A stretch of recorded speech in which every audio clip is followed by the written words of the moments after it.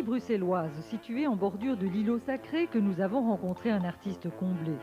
Une exposition et une vitrine dans un lieu névralgique de l'art dans la capitale et une monographie pour couronner tout cela, Didier Mag n'a pas assez de mots pour exprimer sa satisfaction. Je pense que c'est une suite logique de mon travail et les circonstances ont fait que je suis ici aujourd'hui. C'est formidable. Je suis très heureux. C'est vrai, la rue de la Madeleine, c'est une très belle rue de Bruxelles et avoir l'opportunité d'exposer dans ce genre d'endroit, c'est quelque chose d'exceptionnel, quoi. Lui, il défend avec, je vais dire, son édition, les artistes d'une manière tout à fait remarquable.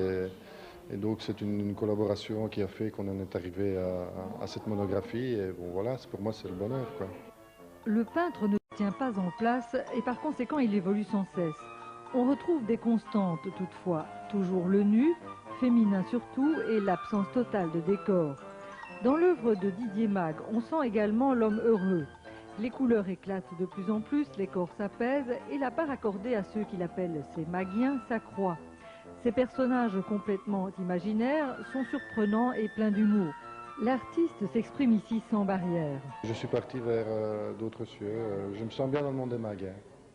Donc ce monde un peu, je dirais, bizarroïde que j'ai créé. Dont je suis le maître.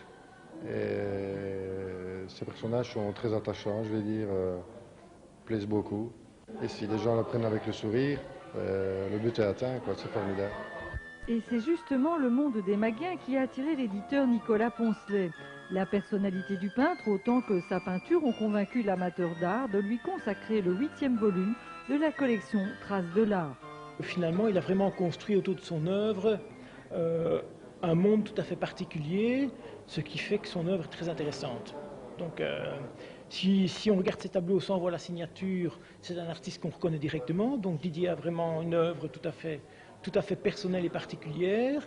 En fait, le choix se fait sur le critère d'un artiste jeune, qui n'a pas encore de livre, qui recherche à être publié et qui n'a généralement pas beaucoup de moyens. Donc c'est vraiment lui dire, tiens, on intervient pour te faire connaître, pour te promouvoir. La collection Traces de l'art, éditée par Art in Belgium, devrait suivre le rythme d'une monographie par mois. Dans celle consacrée à Didier Mag, après un texte de présentation de l'œuvre, les reproductions alternent avec les citations d'autres artistes ou les extraits d'articles de presse. On y trouve également une galerie photo du peintre en pleine action. Mais pour Didier Mag, ce livre constitue une étape de plus et les lauriers ne sont jamais conquis. Exposer toujours plus et si possible toujours plus loin, c'est son leitmotiv.